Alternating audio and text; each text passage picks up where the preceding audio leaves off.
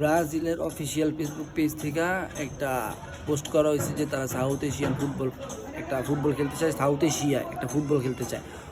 তো তারা south Asia football খেলতে চায়, তো তারা দিছে আর কি পোস্টের মধ্যে উপরে বাংলাদেশের ফ্ল্যাগ, ব্রাজিলের ফ্ল্যাগ দিয়ে একটা হ্যান্ডশেপের একটা দিছে যে তারা ব্রাজিল বাংলাদেশের সাথে একটা বন্ধুত্বপূর্ণ, তাই তারা একটা সাউথ এশিয়া ফুটবল খেলবে যেন বাংলাদেশি ফ্যানরা তারা দেখে খুশি হয়। তো তারা এই ম্যাচটা বাইছা নিয়েছে কই, ইন্ডিয়ার কলকাতায়। তারা বাংলাদেশের সাথে ম্যাচ খেলবে না, তারা ইন্ডিয়ার সাথে ম্যাচ খেলবে।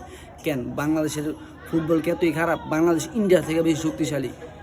এই গতবারই তো ইন্ডিয়ারে একটা গোল দিয়ে বাংলাদেশ জিতছিল। তো বাংলাদেশ সাউথ এশিয়ার মধ্যে সবচেয়ে শক্তিশালী দল, তারপরও তারা বাংলাদেশের সাথে ফুটবল খেলবো না কেন? বাংলাদেশ যেখানে নাকি বাংলাদেশে প্রত্যেক ফিফা এলে মারামারি লাগে আর্জেন্টিনা ব্রাজিল নিয়ে, কিন্তু তারা সেই কাজটা করে নাই।